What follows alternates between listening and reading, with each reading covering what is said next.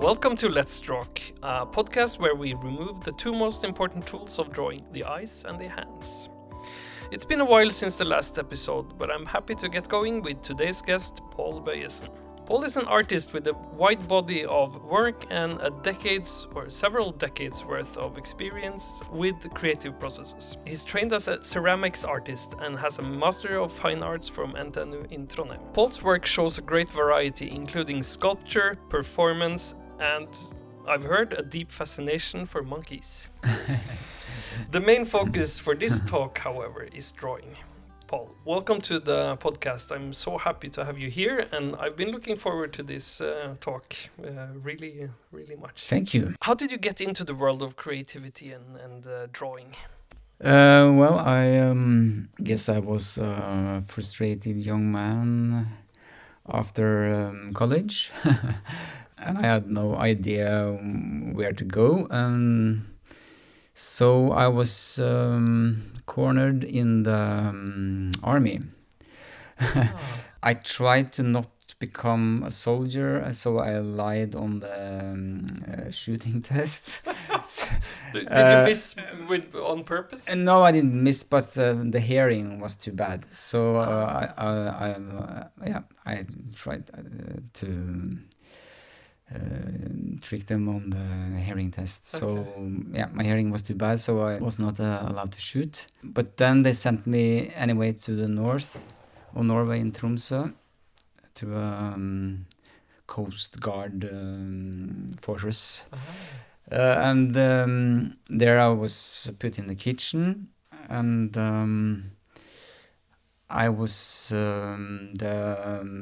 can you call it, the waiter for the commanders. Okay, I see. Yeah, so So you didn't go into battle, but you served people that were... Yeah, so I was in the kitchen, and there was a very... there was a female leader there that... every day should the commanders have the greatest meal ever. So I had to create fantastic buffets every day.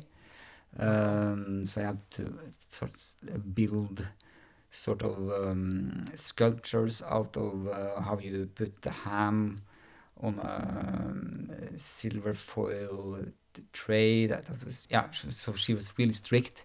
It wasn't beautiful enough. I had to do it again. Really? So maybe that was a start.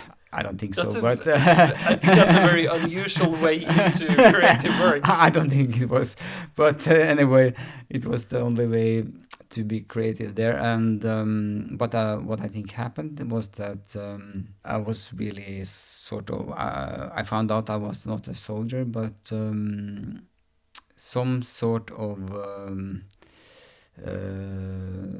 creative seed was inside me. I wanted to do something else with my life. My parents wasn't into this at all, and but I used to go before I went to the army. I was going a lot to the film club, local film club here in Trondheim. So I was really it was something about film and the aesthetics and photography. So I already starting shooting photos, black and white. Of course. So I did that in Tromsø. Yeah. And I had photo lab course and started to develop pictures. And so I got more and more into that. And I was depressed, alone, and felt that the world was hopeless. But in a way, it was good because it forced me to think. And the year after, I applied for a folkehøyskole. 1 year folkehøyskole at film and video. So I decided to try to work at film. And that was really a fantastic year that opened up everything for me, and I met people that were interested in the same things, and I got some good friends, and we made some bad films, but I started to work creatively. Cool. And on the side, I had this course in ceramics. Mm-hmm. So I started to make some funny figures in ceramics, and somehow I got into the art and craft school in Oslo. I think it was because I was a man. It was most girls Yeah, there. maybe especially in the ceramics department at that time. Yeah, it was not so many men, and because I wasn't actually skilled at all. So, but I got in. That's amazing. And I was 21, and it was a whole new world for me. And I moved to Oslo. And what's good about the art and craft school is that you have this color drawing, and every student have to do that for quite a long time. So we started to draw after nude models, and I was a terrible drawer. I was so embarrassed, and I can imagine when you came there without that much experience, and people around you were more trained. Yeah. So it was a nightmare, actually, but I stuck to it, and I said to myself, I want to make it. Yeah. So I was 1 year in Oslo, and then I moved to Bergen and started the craft school there. Yeah, so I was still drawing, and trying, and worked hard. So in the end, something clicked, and something happened. I think I remember it was act drawing of a male, and suddenly I started to look different at what I was doing, and I could see that my lines were freer, and something clicked in my brain, and I suddenly saw an opening. Yeah. What fascinates me with your work is that it has a really profound playfulness. Everything I've seen that you've done is really playful. How do you think you could stay so open and curious after all these years of trying and drawing? I think maybe my job, because in my day job is to work with children and creativity with recycled materials. So to be with children, and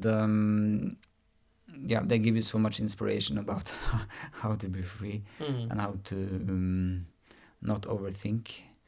So I think that's really something that I have in my daily life. Yeah. That is, I think it's really important. True. Because they come up with these fantastic drawings, and so you can be inspired by them, and you can steal from them, and yeah.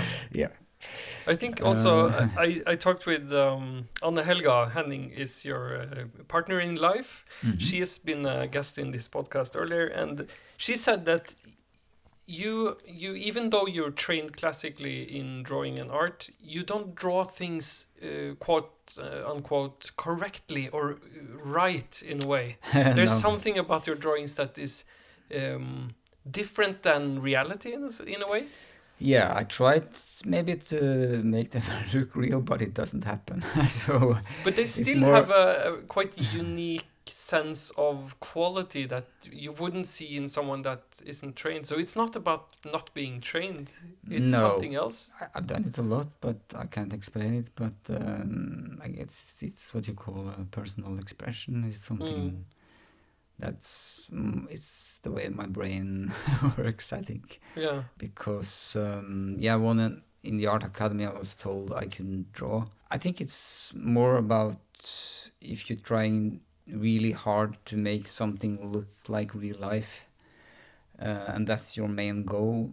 Yeah, then you have to be that kind of person. But for me, that's not so interesting.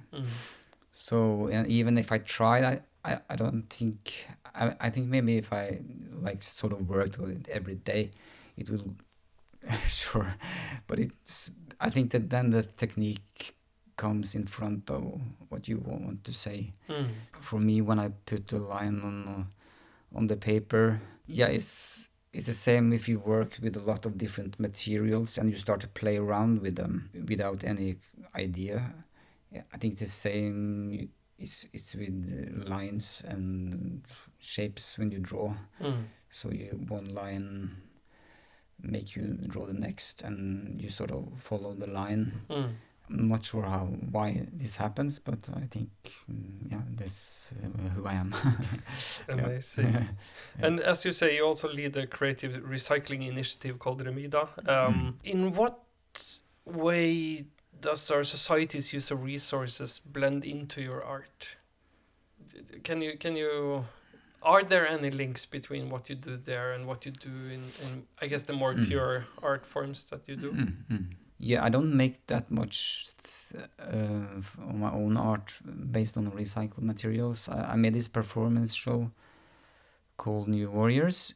That was based on recycled materials. So then that idea came actually from working at Remida, because I had all these fantastic materials, and I got this idea about how to make 2 different warriors out of found materials. And that idea would never have happened if I hadn't sort of gotten close to all these materials through working with them and seeing their potential in a way.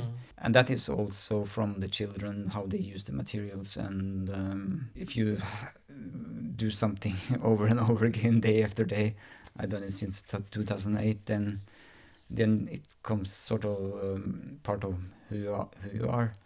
But again, it was like we didn't make any. I had a lot of sketches for these warriors, but when we made them, it was more like, okay, we have that inspiration in the back of your head, but when you start making them, something happens because of the materials force you in different directions.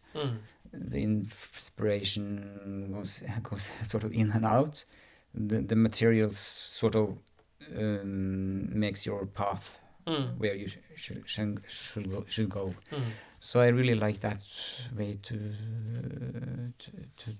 develop things. And this background from performance art, we talk quite a lot about the connection between the brain, or the nervous system, the thoughts, and the tool that we use to draw with the hand and the body.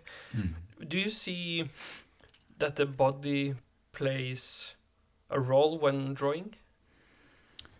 How does that manifest? How does the body affect the way we draw? My body? Yeah. Or talking of your experience with performance art, where I guess you draw spaces and expressions with your body more than a tool.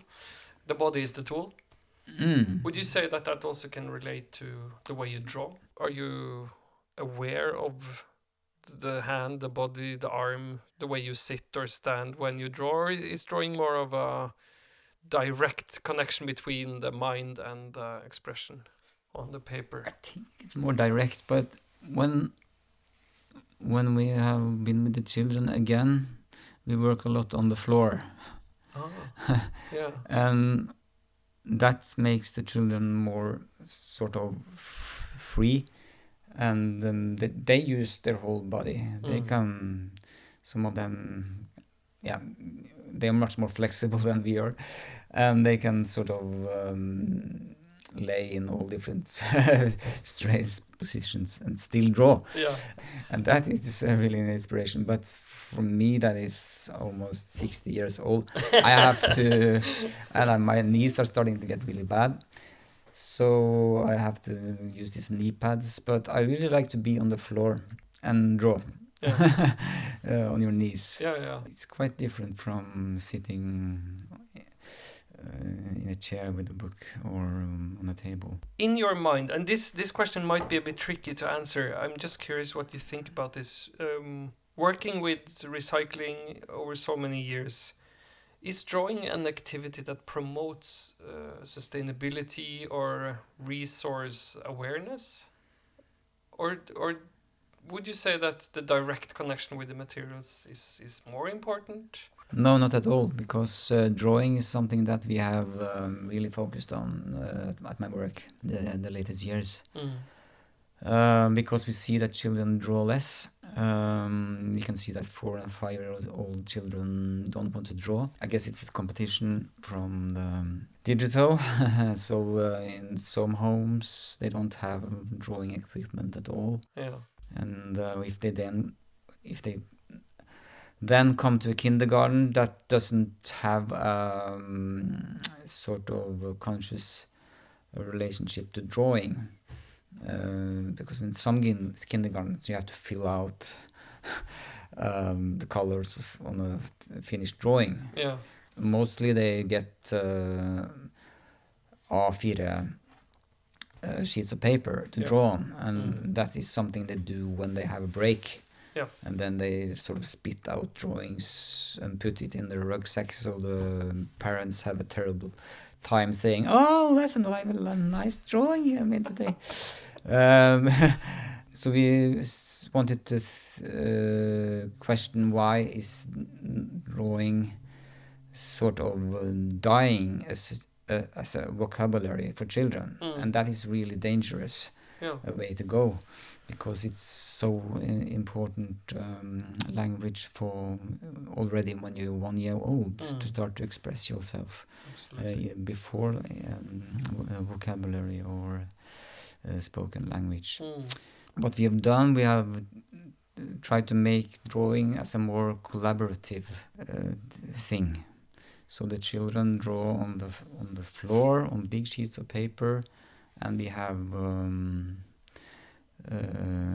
materials and a topic. So, for example, the forest or the life in the sea. And we have natural materials, and we also make cutouts. We have papers with different patterns, like tapet,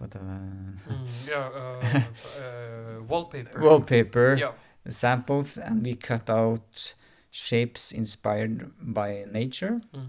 So the children that are insecure about how to start, they can draw around shapes, and then when they move the shape away, they see something, and then they continue to put on eyes or patterns. Or it's sort of the opposite of color by numbers that you explained when you have the line art is there and you just fill in colors. Here you fill in the color, or you put the color down and then you make the outline, and then basically remove the color by number. That's really interesting.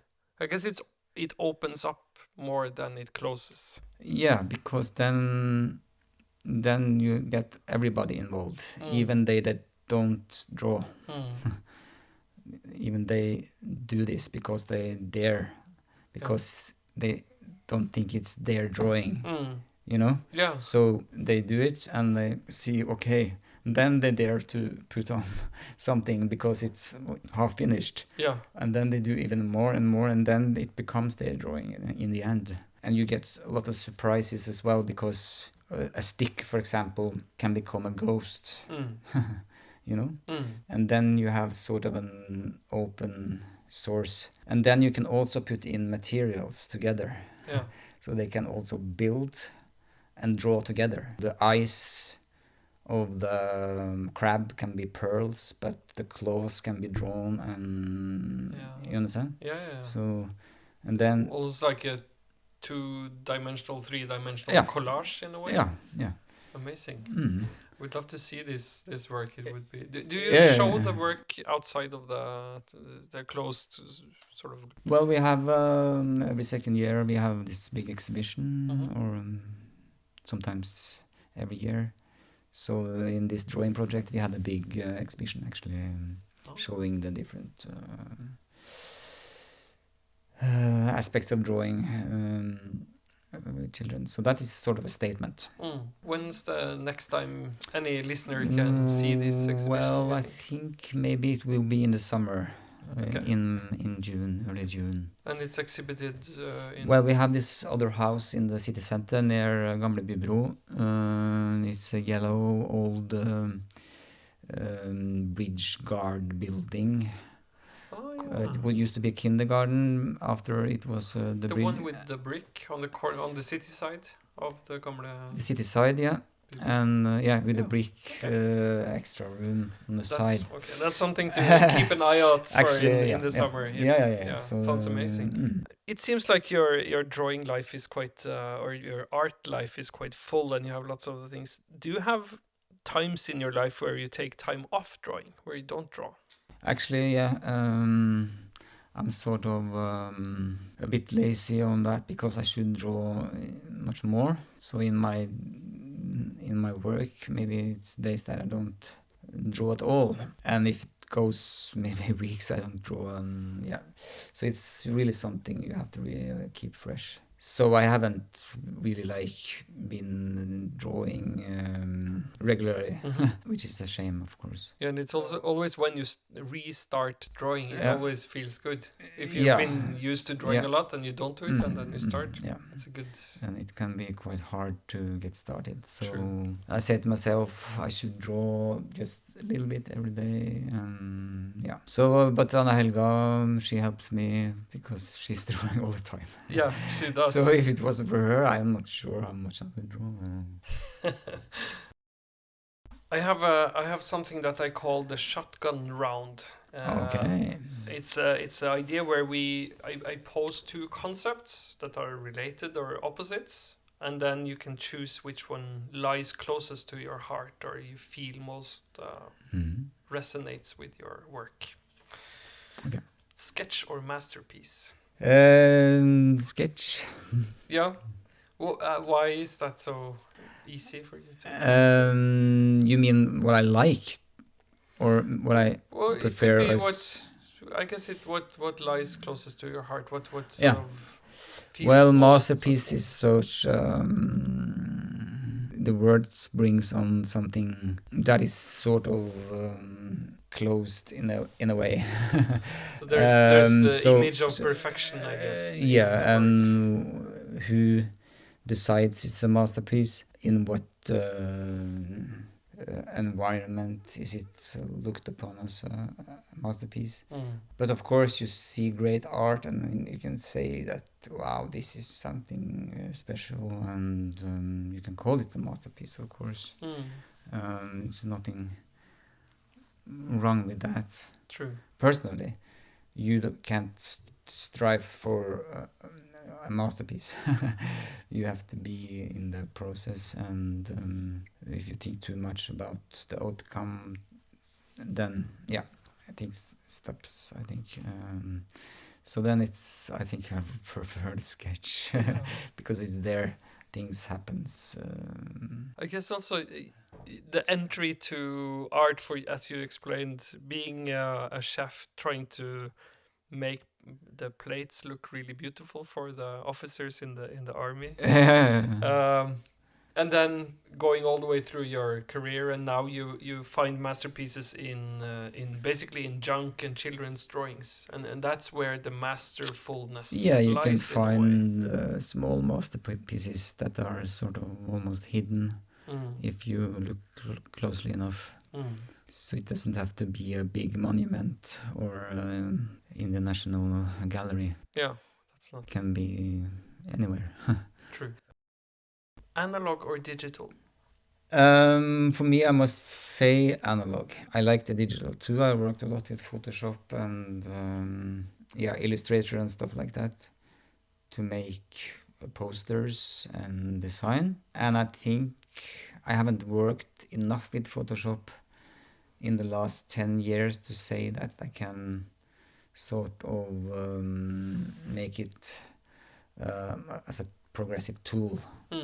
Because I've done too little. In my art making, I'm not so much digital, then I'm really analog. But I guess it's something to do about my age as well. But not necessarily. So. No, that was wrong. Because I have friends. I went to the art academy that are really digital. So yeah. What is curious is, I think of all the guests in the podcast so far, it's not that many, but still.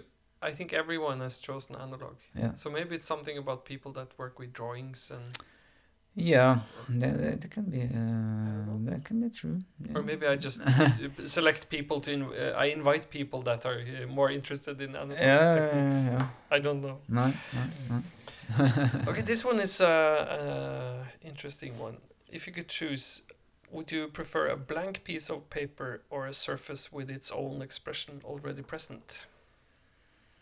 I think sometimes I would prefer maybe a color or something. It can be a structure. Yeah, I prefer something is there. I think. Yeah.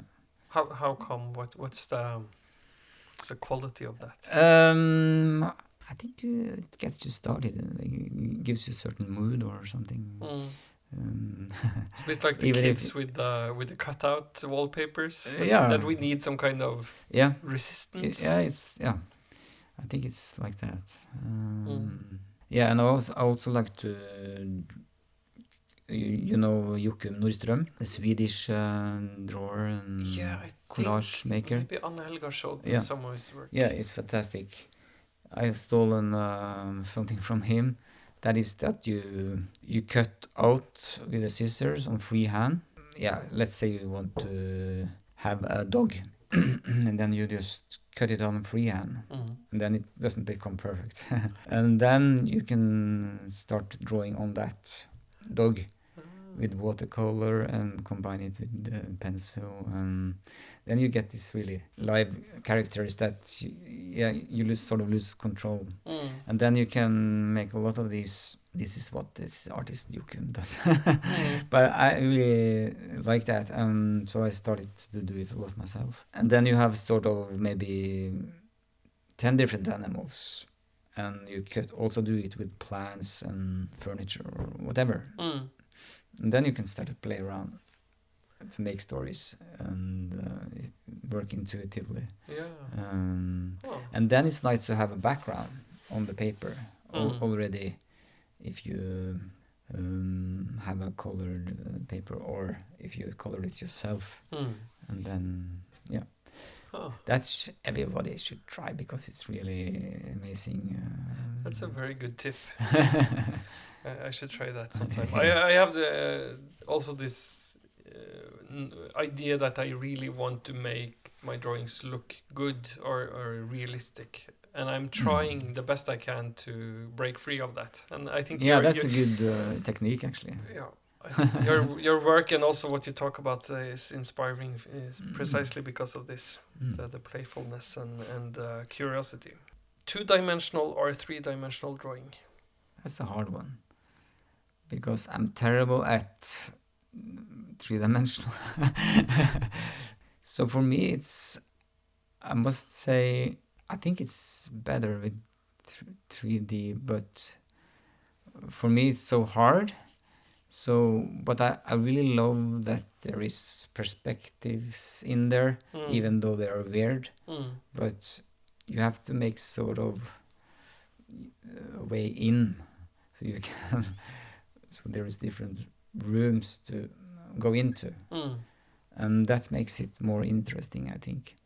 Even though I am terrible at drawing in a real perspective, but I really like to play around with that. And I think some inspiration there is like folk art drawings where people are not skilled but they just do it, and you have some really weird perspectives. Absolutely. But I love that. I think it's really something that I love, and so I'm really inspired by folk art, and I look at it all the time at Pinterest, and how did he come up with that? Is it like mythological storytelling drawings and these things, or more? No, it's more like amateurs, painters and drawers. Maybe 100 years old, but still they have sort of they were not known at all when they were alive, but people have found these things. Now they are worth thousands of dollars if you find them on the auction. You should check out one called he called himself Electric Pencil. Electric pencil. You could check it out. Okay. He was in a mental asylum. Yeah. And he was drawing all the time. And I really like his drawings. And he had, of course, a sad life, but he escaped into these drawings. And when he died, somebody cleaned up his house and threw everything away. And a teenage boy found this big pile of drawings in a dumpster. And yeah, so they are on the internet. You should check out the electric pencil. Another similar artist was Henry Dodger. Have you heard of him? No, it's a new name for me. It's also in how is that spelled? Henry Darger. Okay, Darger. Yeah. Okay. He was also sort of an outcast and also led a miserable life, but his drawings were quite fantastic. Okay, I would say. Smell a theme going. Inspirations. Amazing. But I think they're really really soulful, and they have some surprising elements. And there is perspective, one of them. Yeah. Cool. I'll check it out. I hope the people listening will do the same. Yeah. Next one is grayscale or color. I think I prefer color. Color is also something that is hard to control. It also, when you use them without being sort of pedantic, the colors affect you when you're doing it. And it leads you maybe in a different way where you didn't plan to go. So I think just to play around with colors, and maybe you have an idea, but when you put it on paper it becomes something different. And yeah, because colors are so complicated actually. So I think it's a good way to get confused, and something good might happen. Or it turns out to be terrible. That's a quote of the day, I think. Yeah, it's a good way to get confused. He said with a smile. I like it. Okay, the last one is wet or dry. I haven't done so much wet actually, but I really like watercolor. So I would really love to try that more, and that you can combine with drawing as well. True. I guess that's also one of the techniques that people talk about control a lot. You need you need to control it, but you can't, or it's really hard to control watercolors. Yeah. I think I have the same experience. Yeah. It can be quite frustrating, but if you're interested in losing control, I guess that's a good thing. Okay, it seems like we survived the shotgun round. That's a relief, I guess. What is the first drawing you remember making? I'm not really sure actually. I have sort of this cartoon I made of a kid sitting on the toilet, but then I wasn't that young, so I don't have like a strong image coming up. How old were you when you did the comic? I guess I was like 5 or... Oh, that's quite young, I guess, to remember. Yeah. Do you still have the drawing? I think I have it, yeah. I must try to find it again, because... Yeah, that would be fun to see. I think it was... I don't remember the story, but... But that's something you remember, actually making the drawing and have some... I'm not sure which way it was, if I just found it later or thought it was interesting, or... Yeah, so I don't have a strong image making a drawing, actually. I guess it also relates to the fact that you introduced your road towards creative work in the army, where most people are already quite grown up. Yeah, my brother used to draw a lot, and he was really clever.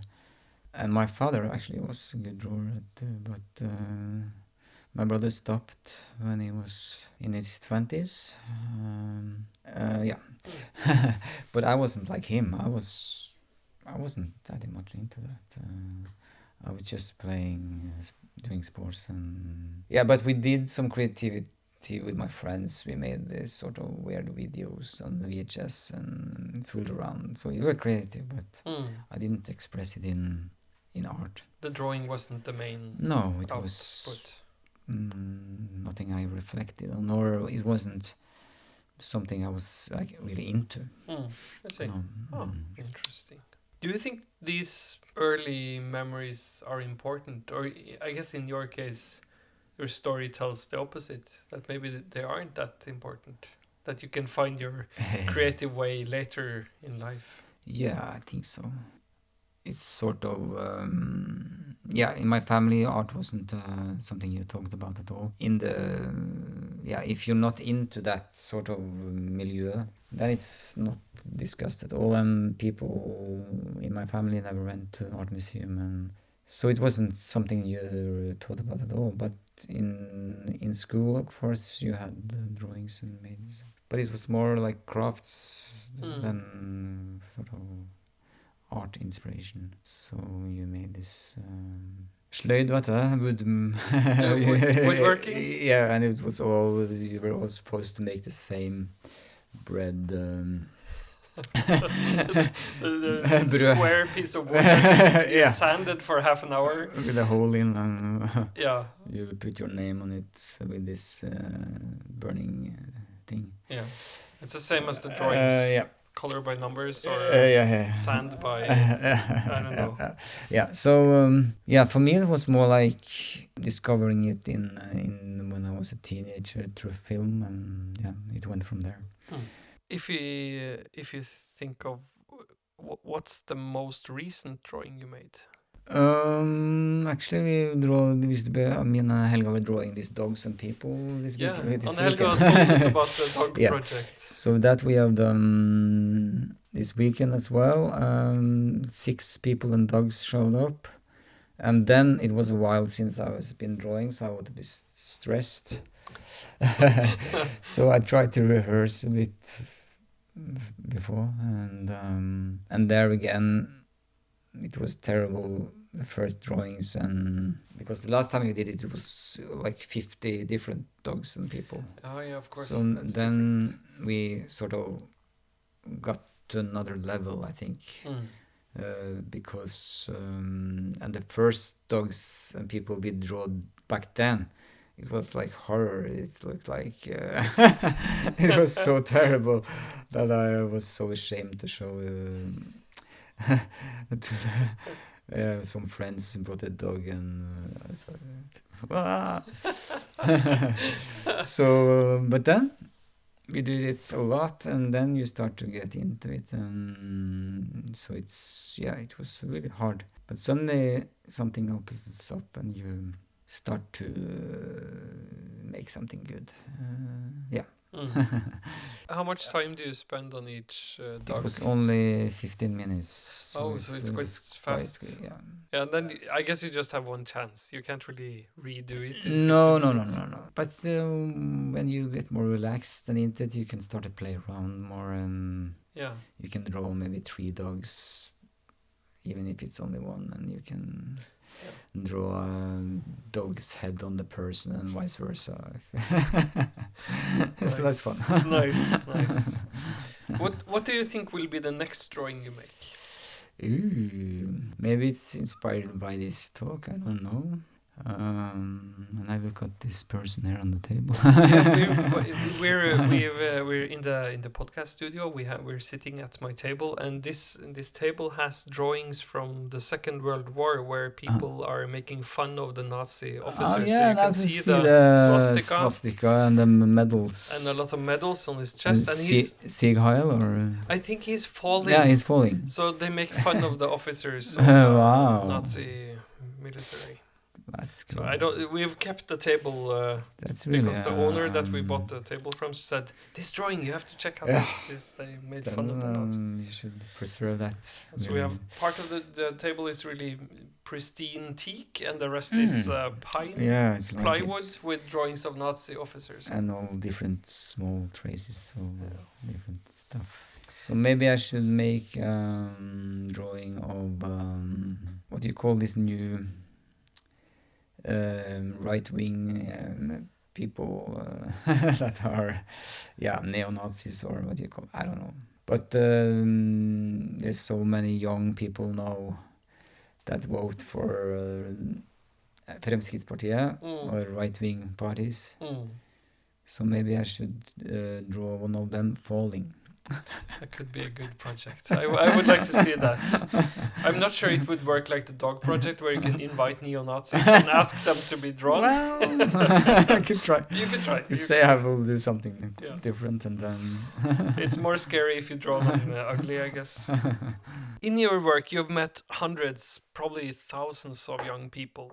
And you also worked with people of all ages, I guess. What would be your number one advice for someone that's studying drawing? I think for me it's like you'd have to draw a lot. That's maybe number one, because for me it was like that. I was a terrible drawer and I decided I want to make it, and I was doing it even if it was terrible for quite a long time, maybe 2 years. And then something happened. So if you do it a lot, something will happen. And there's so many angles you can draw from, and if you draw from real life, or if you have an idea you want to express. But for me, my best drawings is when I have some inspiration. It's something I read, or if it's a project I worked on for quite a long time, and you have sort of got really inspired from something, then the good drawings, more interesting drawings come. So it depends. If you like to draw from the interior or plants or whatever, that's one way to approach it. Yeah. But if you're more like concept builder, or you want to develop projects that one day will turn out to be a 3 dimensions, or a sculpture or whatever, or a costume, or then there is a different process. Then you have to get your inspiration from different varied inspiration from Pinterest or books, or in exhibitions or films or whatever. Life Life as well. But in the end, I think it's the cliche, but you have to do it a lot. Yeah, I totally agree. It's also hard because if people don't draw a lot, they don't have that experience, it's hard to explain it. It seems like a magic trick, like just do it for a while and you will figure it out. Seems so dismissive, but it's, for me at least, it's been true. Yeah, I've always just drawn, and I don't really know when I started seeing and drawing more precise or more expressive. I don't know. It's so hard to tell the point exactly. Well, I'm super grateful that Pål took the time to meet me, to share his thoughts on drawing and life. I'm especially amazed with this the statement you said that you enjoy 3-dimensional drawings because they can make rooms to go into, and for me that was a really profound and precise way to talk about drawing. And also, of course, I wouldn't call it stubbornness, but this strive to still draw even though you fail and you don't feel like it's there yet. And you can actually push through, and something is there. There is something on the other side of the work. So, Pål, thank you very much for your insights and playful enthusiasm. And to anyone that's listened to this episode, thanks for joining. Make sure to keep an eye out for Pål's projects. You can find him on Svartlamoen in Trondheim, in Remida, working with kids. Yeah, please come by. Yeah, I think that's an open door policy there. A lot of the time. Yeah, sure. Any final words, Pål? No, it was nice talking to you, and it's not often that you reflect in this way upon why you do things. So it's it's been interesting. Good. I think maybe I should have sort of a follow-up podcast sometimes. Maybe I could invite 2 at the same time, because I know that now both you and me will think about drawing when we go home and the following days maybe, and then suddenly we think, maybe I should have said this or this. I could invite you back for an anniversary episode. Okay, thanks for listening.